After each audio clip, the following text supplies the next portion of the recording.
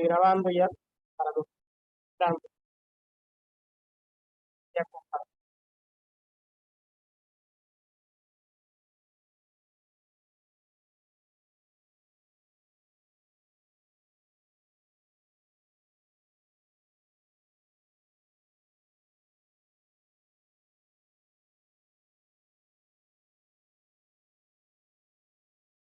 Bien, yo le bendiga mucho a todos, a los que han podido entrar. Esperemos que los demás puedan ir entrando. Bien, pues vamos a iniciar donde terminamos la semana pasada. Luego estaremos compartiendo algunas de las preguntas que yo puse sobre Espíritu Santo, ¿verdad? Pero no sin antes, pues, empezar con lo que es esta parte que hablando. Un poquito voy a empezar rápido porque tengo un link diferente y no sé si este me tumbe, pero si me la tumba, pues, eh, ya menos de 40 minutos más o menos. Hablábamos la última vez que dimos la clase sobre la naturaleza de Jesús, hablando de Jesús como el Cristo, hablando de Jesús como a un profeta, hablando, dimos algunos términos acerca de Jesús. Una de las cosas que también debemos entender es que Jesús es divino. Y esto es algo que muchas denominaciones han querido derribar, han querido quitar, que Jesús es divino, o sea, Él es Dios. Jesús clama lo que por derecho pertenece solamente a Dios. Y leímos en Marcos capítulo 2, versículo 5, que dice que cuando Jesús vio la fe que tenían, le dijo al paralítico, hijo, tus pecados te son perdonados o te quedan perdonados. Decíamos que solamente Dios tiene el poder y la autoridad para perdonar pecados. Ya esa clase la vimos las semanas antepasadas. También Jesús afirma que es uno con el Padre. En Juan 10:30 vemos esta parte, ¿verdad? Cuando él dice, el Padre y yo uno somos, en Juan 10:30, el Padre y yo uno somos, hablando de la unión que hay entre él y el Padre. Y esto también lo hace divino en Juan capítulo 14, versículo 8 al 11. Esa es la palabra, yo sé que ustedes conocen esta interlocución, esta conversación que hubo. Le dice Felipe, le dijo, Señor, todo lo que pedimos es que nos muestres al Padre y con eso nos basta, ¿verdad? Él no nos basta con que nos enseñes. La gente quería conocer a Dios, quería tener ese acercamiento con Dios de manera personal. Y entonces Jesús le dice, he estado con ustedes mucho tiempo. En otra versión dice, tanto tiempo hace que estoy con vosotros, dice, y todavía no me conoces, Felipe. En otra versión, Reina Valera, 1960, nos dice, y aún no me has conocido, Felipe, hablando, ¿verdad? Y aquí está, y no me conoces o no me has conocido, haciéndose él, ¿verdad? La parte de que él es en el Padre, y el Padre dice, el que me ha visto a mí, ha visto al Padre. Y le hace una pregunta, entonces, ¿por qué me pides que les muestre al Padre? Cierto que tú crees que yo estoy en el Padre y que el Padre está en mí. Lo que yo les digo, hablando Jesús, no lo digo por mi propia cuenta. El Padre que está en mí, dice, ¿verdad? Ah, hace sus propias obras. Créanme cuando les digo que yo estoy en el Padre y que el Padre está en mí. O por lo menos créanme por las obras mismas. Jesús está hablando por los milagros, por las cosas que él hacía que solamente Dios podía hacer. Eso es hablando de la divinidad de Cristo. Jesús es la máxima revelación de Dios. Es también algo más que tenemos que entender, que Jesús es la máxima revelación de Dios. En Hebreos capítulo 1, versículo 3 nos dice, el Hijo muestra la brillante grandeza de Dios. Es la imagen perfecta de todo lo que Dios es. Atentos ahí. Hablando de Cristo, que el Hijo muestra la brillante grandeza de Dios, pero dice, es la imagen perfecta de todo lo que Dios es y sostiene todo lo que el universo por medio de su poderosa palabra. Y dice, después de haber hecho purificación de pecados, se sentó a la derecha del trono majestuoso de Dios en el cielo, hablando de Jesucristo como nuestro Señor. Y en Colosenses 1, 15 al 20 nos dice, nadie puede ver a Dios, pero Cristo es Dios en forma visible. Él existe, eso es el apóstol Pablo hablando, A lo mejor ustedes tengan otra versión, pero en esta dice, nadie puede ver a Dios, hablando Pablo, pero Cristo es Dios. Hay una afirmación que hace Pablo aquí en forma visible. Él existe desde antes de la creación y es supremo Señor. Esta palabra Señor es la misma que Jesús utilizó cuando dijo, ustedes me llaman Señor, Señor, hablando de la palabra Kyrios. Y la palabra Kyrios significa una deidad, o sea, Dios. Y dice, y es supremo Señor o el supremo Kyrios de toda ella. Con su poder creó todo lo que hay en el cielo y en la tierra. Recuerdan que en Juan capítulo 1, versículo 1, le da a Jesús el poder también de la creación, de ser creador. Juan inicia diciendo por asunto de los gnósticos que negaban la deidad o que negaban que Jesús es Dios.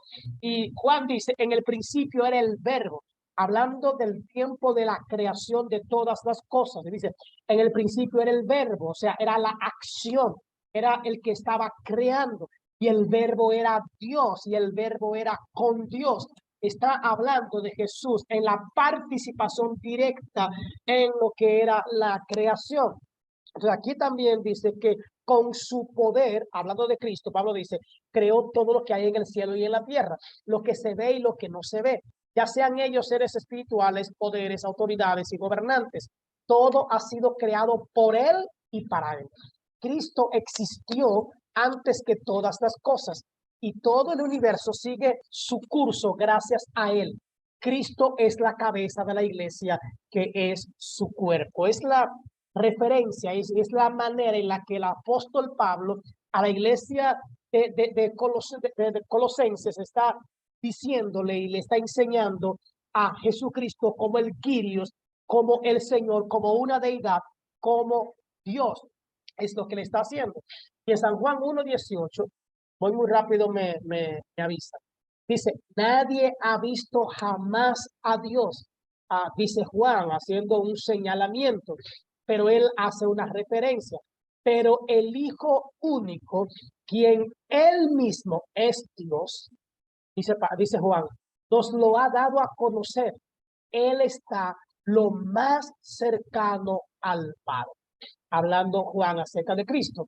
Creer que Jesús es menor, entonces esta es una afirmación que debemos entender. Creer que Jesús es menor que totalmente divino es una herejía. Cualquiera que ponga a Cristo como una simple criatura o como un simple hombre o como un simple humano, quitándole la deidad que él tiene, simplemente está siendo hereje, está negando, ¿verdad?, a Jesús como Dios. Entonces, la naturaleza de Jesús también es que él es humano y ahí entra, ¿verdad?, el choque, si decimos, él es Dios. Y ahí entra el choque de Juan con los gnósticos.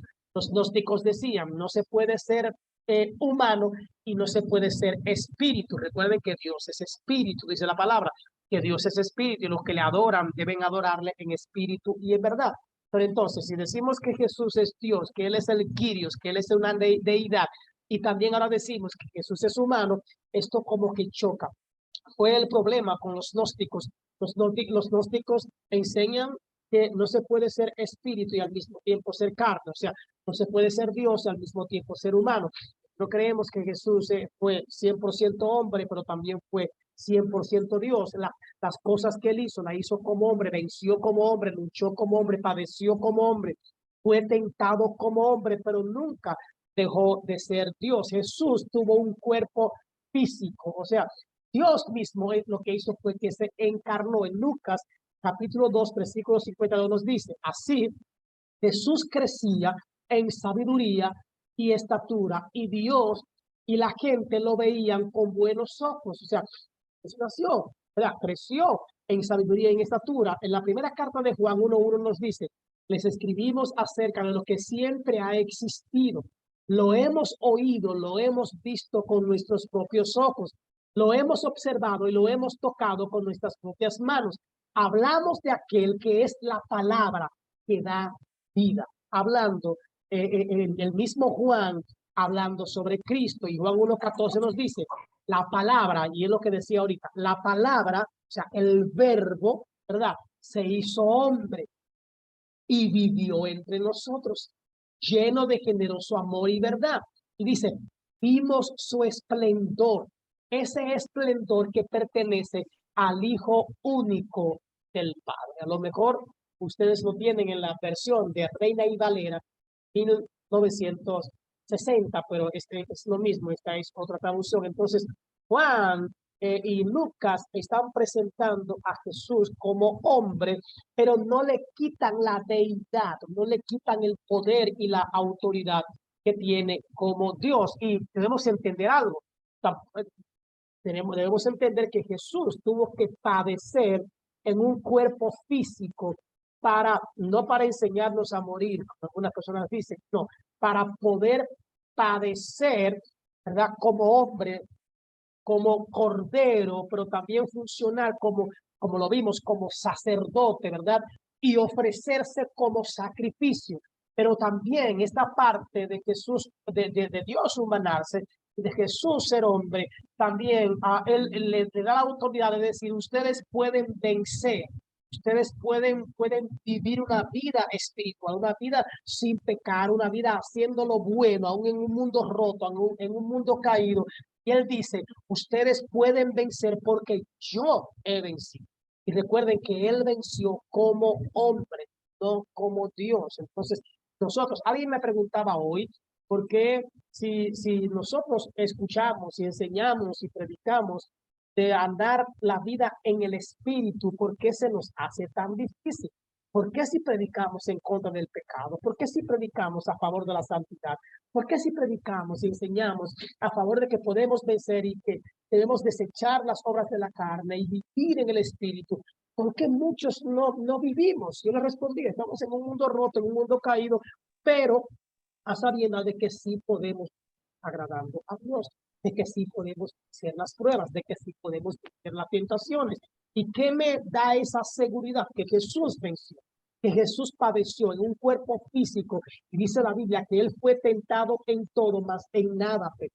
Pero también la misma humanidad o estar en un cuerpo físico hace que Jesús entienda por lo que nosotros pasamos. Y ahí donde él entra en la intercesión ante el Padre por nosotros, diciéndole, Padre, perdónalos porque no saben lo que hacen, y está siempre intercediendo por nosotros porque Él sabe por lo que pasamos. Claro, esto no es una licencia para pecar, no es una licencia para andar en la carne, no es una licencia para caer y levantarnos, pero sí, hermanos, dice la Biblia, que si alguno pecare, porque el pecado debería ser una excepción en nuestras vidas. Dice que tenemos un abogado, a alguien que nos conoce, a alguien que vivió en esta tierra, a alguien que caminó por aquí, a alguien que padeció nuestras tentaciones, a Jesucristo delante. Entonces Jesús tuvo un cuerpo físico y eso no podemos negarlo. Amén. Jesús tenía limitaciones físicas como cualquiera de nosotros, dice Juan 4:6. Allí estaba el pozo de Jacob, y ustedes conocen esta lectura, ¿verdad? Donde Jesús se sentó porque estaba cansado de caminar. ¿Cómo estaba Jesús? Estaba cansado de caminar. Era en un cuerpo humano, era casi el mediodía. Imagínense ese solazo del mediodía. Y dice la Biblia que Jesús estaba cansado, se cansó porque era un ser humano, tenía limitaciones físicas. La Biblia dice que también Jesús durmió, que Jesús también tuvo hambre, ¿verdad? Tuvo hambre. Y también entendemos, dice la palabra, que Jesús, como cualquier ser humano, murió en Mateo 16:21 al 28, Marcos 8:31 al 9, y el 9:1 habla de esto. Dice, entonces les dijo, el Hijo del Hombre, hablando de sí mismo, tiene que pasar por muchos sufrimientos y ser rechazado por los ancianos líderes, los jefes de los sacerdotes y los maestros de la ley. Tiene que morir, pero a los 3 días resucitará. 9:31 dice que se veían también llenos de esplendor. Los dos hablaban de la muerte de Jesús que iba a ocurrir en Jerusalén. A Jesús tuvo que morir por nuestros pecados, tuvo que morir como un ser humano para darnos vida y vida en abundancia. ¿Cuál es la importancia? Decíamos, y ahorita yo mencioné algunas cosas. ¿Cuál es la importancia de la humanidad de Jesús? Jesús fue sin pecado, yo hablaba de eso ahorita. Él era humano verdadero, o sea, no venció como Dios las tentaciones, no venció las pruebas como Dios. En Hebreos 4:15 nos dice, Él fue tentado tal como somos tentados nosotros, con la única diferencia de que Él nunca cometió pecado, pero recibió las pruebas, recibió las tentaciones. Y dice que la única diferencia de Jesús y nosotros es que Él no cometió pecado. Él no se dejó llevar por la tentación y Él, ¿verdad? Venció las tentaciones. Y pienso que eso nos dice a nosotros que también podemos vencer en el momento cuando llega la prueba, cuando llega la tentación. No tenemos que decir, no, porque yo soy humano, no, porque Dios me comprende, no, porque Dios sabe. No hay justificación, hermano. No hay justificación. Y estas mismas palabras que estamos leyendo son las mismas que nos van a condenar, que nos van a señalar y que van a decir realmente que sí podíamos. Jesús entiende, la humanidad de Cristo lleva a que Jesús entienda nuestras dificultades. Lo que decía ahorita, Jesús entiende por lo que nosotros estamos pasando. Él entiende cuando somos tentados. Él entiende a veces también cuando caemos, porque Él sabe que somos seres humanos. Pero Él también sabe que podemos vencer. Dice en Hebreos 2:10-18. Dios hizo todo lo que existe para su propia honra y quería compartir su grandeza con muchos hijos. Así que era conveniente perfeccionar a Jesús por medio del sufrimiento, porque Él es quien nos lleva a la salvación. Tanto los que son purificados como Jesús, quien los purifica, tienen el mismo Padre, habla el autor de los Hebreos. Dice, por eso Jesús no se avergüenza de llamarlos sus hermanos cuando dice, hablaré de ti a mis hermanos, cantaré tus alabanzas cuando ellos estén reunidos. También dice, pondré toda mi confianza en Él. Y dice además, aquí estoy y conmigo están los hijos que Dios me dio. Los hijos de una familia son gente de carne y hueso. Por eso Jesús se hizo carne y hueso igual que ellos. Solo así pudo morir y con su muerte derrotar al diablo, quien tenía el poder sobre la muerte. Recuerden, esta es otra versión. Jesús se hizo hombre para liberar a los hombres quienes habían estado esclavizados toda la vida por temor a la muerte. 16 dice, sabemos que Jesús vino a rescatar a los descendientes de Abraham, no a los ángeles. Por lo tanto, era necesario que Jesús fuera igual a sus hermanos en todo sentido. Se hizo como nosotros para poder ser sumo sacerdote fiel y compasivo en su servicio.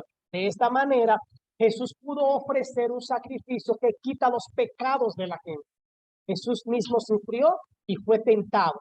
Por eso puede ayudar a aquellos que son tentados hoy. Qué palabra más clara, hermano, nos da el Señor. O sea, la razón, una de las razones, uno de los beneficios de la humanidad de Cristo es que Cristo nos entiende.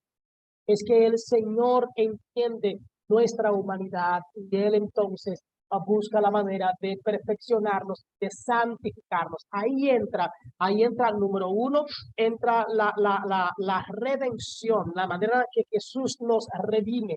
La palabra redimir significa comprar, adquirir, pagar el precio por alguien. Eso fue lo que hizo Cristo como humano. Recuerdan que Él tomó el lugar del Cordero y Él se hizo el Cordero para morir por nosotros, pero también Él se hizo sumo sacerdote, ¿verdad? Él cumplió con todas las cosas. Entonces Jesús cumple esta parte. Número uno, nos redime. Número dos, Jesús es el que nos justifica. Su muerte, al él conocer lo que somos y hacerse como uno de nosotros, su muerte también nos ha justificado. Jesús tiene la calidad, ¿verdad? Por lo que Él vivió, por su humanidad, por cómo Él fue humano, de interceder por nosotros y justificarnos, decirle al Padre, mira, yo entiendo lo que ellos están pasando, yo comprendo lo que ellos están, lo que les sucede, yo sé que son tentados, lo fuerte que son las tentaciones, porque Jesús estuvo aquí. Él dice, yo los entiendo, y es ahí donde Él nos justifica. Y ahí donde Él va ante el Padre y nos justifica delante del Padre por nuestros pecados y por nuestras maldades. Luego entra la parte de la regeneración. Esta misma humanidad hace que al Jesús entendernos, Jesús busque la manera de cambiar nuestra naturaleza. Y empieza a cambiarnos, dice la Biblia, que aquí que los que están en Cristo, ¿qué pasa? Nuevas criaturas son. Las cosas viejas pasaron y aquí son todas hechas nuevas. Entra la regeneración, entra el cambio que Jesucristo nos ofrece por su muerte, por su sacrificio. Él nos cambia, Él nos hace nuevas criaturas. Y entonces, cuando Él nos redime, cuando Él nos justifica y cuando Él nos regenera, entonces entra la santificación. La humanidad de Cristo nos da todo este beneficio, la redención, la justificación, también la regeneración y la santificación. Esa humanidad de Cristo hace que Él nos entienda y que Él opere todas estas partes en nosotros. Amén. Entonces, su muerte no puede cubrir pecado, no cubre pecado. Su muerte nos limpia de todo pecado. En Hebreos 2:14 nos dice: los hijos de una familia son gente de carne y hueso. Por eso Jesús se hizo de carne y hueso igual que ellos. Solo así pudo morir y con su muerte derrotar al diablo, que tenía el poder de la muerte. Recuerdan que había un acta, estaba hecha el acta de los decretos, que lo que decía allí, lo que la sentencia en el acta de los decretos era nuestra muerte por la eternidad. Era que estábamos perdidos. Bueno, en Romanos capítulo 3, versículo 23 al 26, el apóstol Pablo lo dice de esta manera en cuanto a esa sentencia que había en contra nuestra. Todos pecaron, por cuanto todos pecaron, dice Reina y Valera, pero en esta dice, todos pecaron y por eso no pueden participar de la gloria de Dios.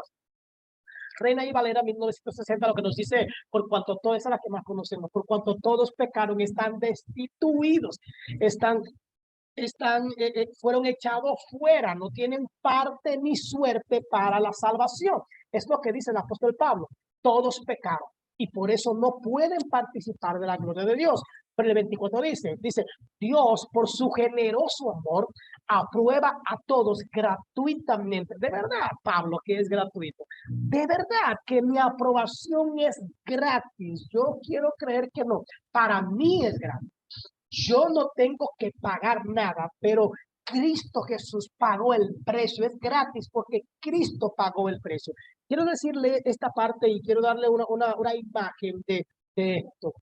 Si en algún momento se corta, tendríamos que volver a entrar otra vez con el mismo link. Te vuelvo otra vez y entra con el mismo link, pero ahorita se me corta. Pero quiero enseñar esto.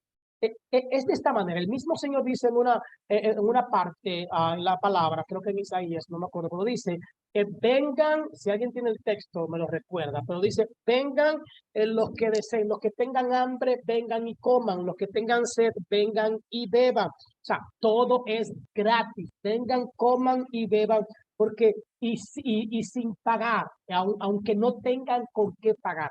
Es lo que Cristo está haciendo aquí, es gratuita. Dice, Dios por su generoso amor aprueba a todos, o sea, salva a todos de manera gratuita, pero realmente no es gratis. Lo que pasaba en la antigüedad era que cuando alguien cumplía año, cuando era la fiesta de cumpleaños, hoy en día la fiesta de cumpleaños es que se compran un bizcocho y todo eso, pero la gente trae regalos para el cumpleañero, es lo normal, es lo normal, trae regalos para el cumpleañero. En la antigüedad era totalmente diferente en muchas culturas. Había una cultura en la que el cumpleañero iba a una plaza, iba al mercado, y entonces hablaba con los que vendían vino, hablaba con los que vendían leche, hablaba con los que vendían el aceite, la harina y ese tipo de cosas importantes para alimentarse. Y le decía, yo voy a hacer un llamado, yo voy a pregonar, o empieza tú a pregonar para que la gente venga y avísale que es mi cumpleaños. Entonces, todo aquel que venga y compre, anótalo en mi cuenta y yo pagaré. El cumpleañero era el que pagaba. Entonces la gente podía venir y adquirir aceite, adquirir en otro lugar a lo mejor a una masa, adquirir el vino, la leche, las cosas importantes para llevarlo a casa. Y para ellos era gratis, pero realmente no era gratis, no era totalmente gratis. Había alguien que estaba pagando por ellos. Ellos estaban recibiendo el beneficio de la fiesta de este hombre. Es la misma forma en que aquí Pablo dice que es gratuitamente. Para mí es gratuito, pero hubo alguien que ya pagó el precio de mi salvación. Y dice Pablo, es un regalo de Dios hecho posible porque Jesucristo hizo lo necesario para liberarnos del pecado. O sea, hubo alguien que pagó, hubo alguien que se creyó, hubo alguien que él habló y dijo, déjalo que coma, déjalo que beba, déjalo que participe de la salvación, pero es malo, es pecador, no se lo merece, no ha pagado, no importa, yo pago por él, yo pago el precio, yo tengo con qué pagar. Entonces es un regalo de Dios que es posible por el sacrificio que hizo Cristo por nosotros. Y en el 26 Pablo dice, Dios ofreció a Jesucristo para hacer posible por medio de su muerte el perdón de los pecados. El perdón se refiere a través de la fe, es la fe. Yo solamente debo creer. Yo debo creer. Había gente a lo mejor que decía, yo no creo en eso. No, eso es un gancho, eso es para que después yo pague. No, pero había gente que se arriesgaba y dice, bueno, yo lo voy a coger, yo voy a coger este vino, yo voy a coger esta leche, yo voy a coger este aceite, yo voy a coger este pan y vamos a ver qué pasa. Y el que se arriesgó, el que se atrevió a creer en el anuncio, el que se atrevió a creer en lo que estaban hablando, se fue a casa con aceite, se fue a casa con pan, se fue a casa con leche, se fue a casa con vino, se fue a casa con lo necesario, contento y contándole a otros lo que le había pasado y que no tuvo que pagar nada. Entonces, el perdón se recibe a través de la fe. Él ofreció a Jesucristo como sacrificio para demostrar que Él siempre es justo en lo que hace. Lo demostró, me tengo como una alergia, lo demostró en el pasado cuando en su paciencia pasó por alto los pecados de muchos. Y también ahora, ahora al aprobar a todo aquel que confía en Jesús. Es un asunto de fe, hermano. Es un asunto de creer, es un asunto de aceptar, es un asunto de entender el misterio, este misterio que el Señor nos da de la purificación, de la santificación, ¿verdad? De aceptarnos aún sin nosotros hacer nada. Porque en la antigüedad, cuando la gente pecaba, cuando la gente fallaba, cuando la gente erraba al blanco, porque pecar significa errar al blanco, equivocarse, ¿verdad? Equivocarse del camino al que el Señor nos ha llamado. De ahí que dice arrepentíos y convertíos. Ese arrepentirse y convertirse tiene que ver con detente, analiza bien por dónde tú vas, y el convertirse significa cambiar de camino, ir hacia otra dirección, que es lo que hacemos cuando somos convencidos por el Espíritu Santo de pecado y de juicio. Nosotros nos arrepentimos, reconocemos nuestra maldad, reconocemos nuestra miseria espiritual y entonces salimos del camino de perdición y empezamos a caminar por el camino de salvación que es Jesucristo, el cual dijo, yo soy el camino, yo soy la verdad y yo soy la vida. Entonces,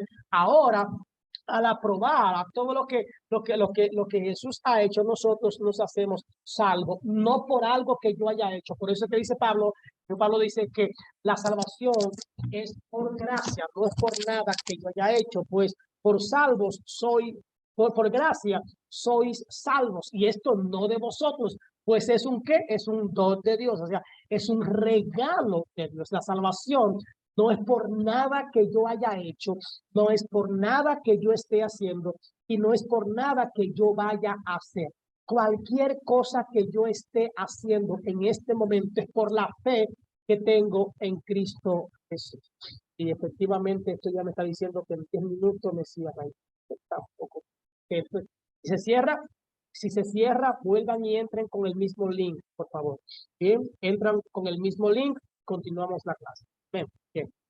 Entonces, y empezamos con preguntas ahí cuando empiece la naturaleza de Jesús. Creer que Jesús es menor que totalmente humano es una herejía, decíamos ahorita, pero los docetistas o el docetismo de Apolinarius, ¿verdad? Enseña esto, que Jesús era menos que un Dios, que simplemente era un humano, pero no Dios. Entonces, la naturaleza de Jesús era una unidad. Colosenses 2:9 nos dice, todo lo que Dios es, todo lo que Dios es, habita corporalmente en Cristo, incluso en su vida en la tierra. Hay malentendidos en cuanto a esta unidad. Ahí entra el adopcionismo. El adopcionismo es como estos enseñan que lo que Dios hizo fue adoptar a Jesús, elegir a Jesús y adoptarlo. O sea, lo que ha hecho con nosotros a los adopcionistas, que tienen mucho que ver también con el docetismo, ¿verdad? Es como una rama, es una parte. Dicen que lo que Dios hizo fue tomar a Jesús y volverlo el Cristo. Tomarlo y volverlo el Cristo. Eso es una herejía. El adopcionismo es una herejía difundida en el siglo II por Teodoro el Viejo y Pablo Samosata, que dice que Cristo es un simple hombre adoptado por Dios como portador de una gracia. Adoptado por Dios, es que claro, yo sí soy adoptado por Dios. Nosotros hemos recibido el beneficio de la adopción al creer en Cristo Jesús. Podemos llamarle a Dios Abba Padre. Recuerdan que Jesús dijo que ahora Él puede hablar de nosotros y llamarnos hermanos, pero esto tiene que ver con la adopción. Yo sí soy adoptado por Dios. Yo sí recibí el beneficio de la adopción, pero Jesús es el Hijo de Dios. Jesús es Dios. Entonces el trabajo de Jesús, número uno, es expiatorio. Ahí entra la expiación. Número dos, es vindicada por su resurrección. El Señor nos ha hecho aceptos delante de Dios por su también y la victoria de Cristo, realmente su nombre ha sido engrandecido por Dios por su resurrección. Jesús también es exaltado en su ascensión.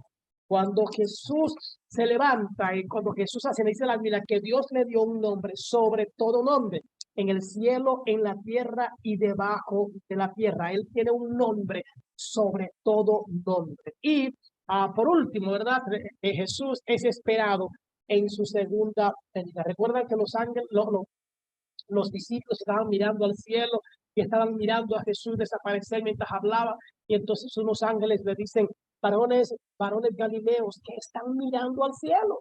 O sea, ¿por qué siguen mirando al cielo? ¿Por qué siguen con su mirada hacia arriba? Y le dijo, hay una promesa, es el mismo Jesús que se ha ido, así como le visteis irse, así mismo volverá. O sea, en gloria, volverá en esa majestuosidad, volverá, créanlo, que pueden esperarlo. Y entonces en Apocalipsis 22:12-13 nos habla de ese Jesús esperado que volverá, que vendrá en la segunda venida. Entonces hemos visto, ¿verdad?, a Jesús como el Cristo, a Jesús también como sacerdote, como profeta, como sumo sacerdote, pero también lo hemos visto como un humano y lo hemos visto como el hacedor de todas las cosas, como el creador y como una deidad o la deidad o que Él es Dios. ¿Ven?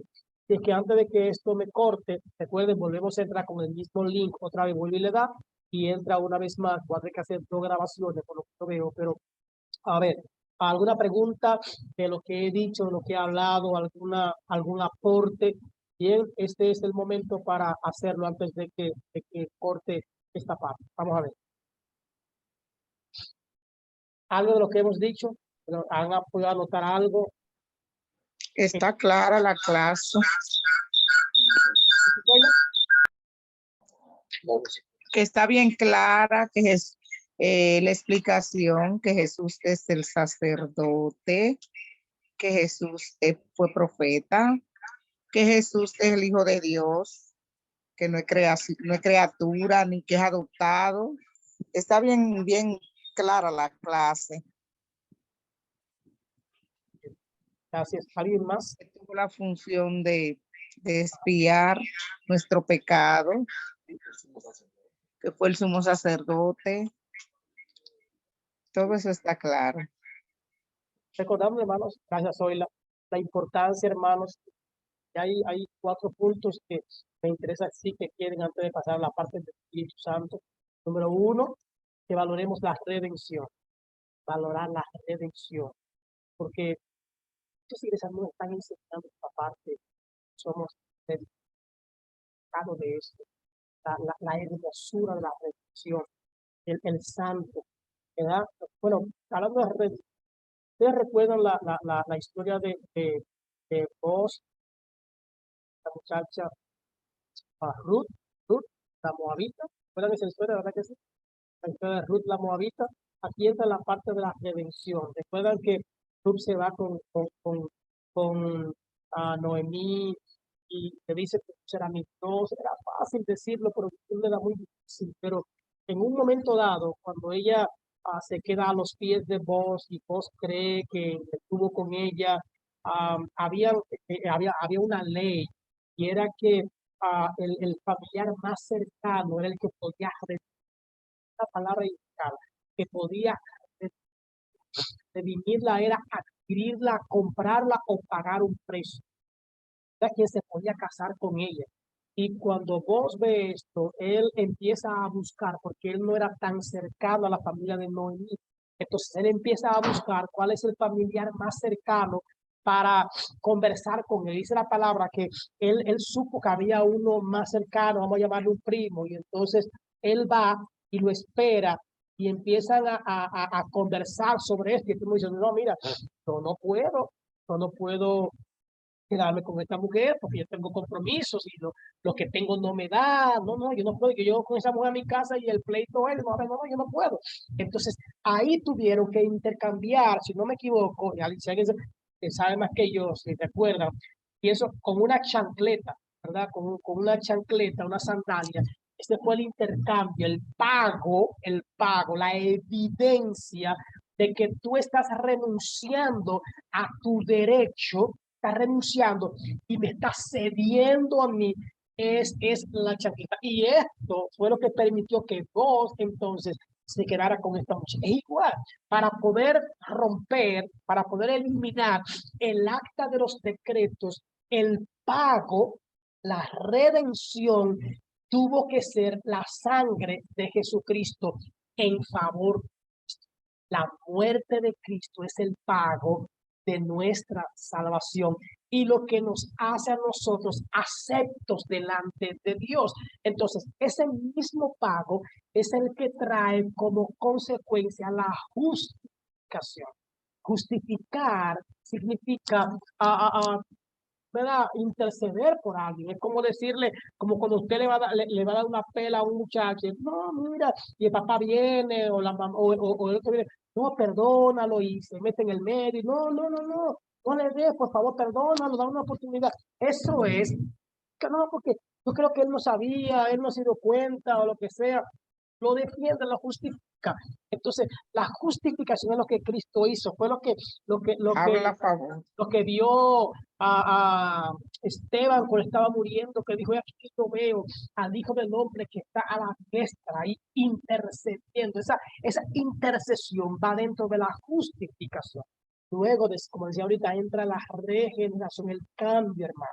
El cambio de un adicto a limpiarse, el cambio de un mentiroso a hablar la verdad, el cambio de una prostituta a andar como de una samaritana que tenía 5 hombres y que nadie creía en ella, cambiar de una manera que todo el mundo ahora esté atento a lo que ella dice, igual con nosotros, cambiar, o sea, esa regeneración, hermano, que Jesús hace con su sangre al limpiarnos, al purificarnos, es lo que la gente no entiende y dice, pero ¿cómo es que ese después de beber y de hartarse de robo, ahora dice que es cristiano, ahora dice que evangélico, después que se hartó de robar, después que se cansó de ser malo un tiquerazo, dice que evangélico ahora? Esa es la regeneración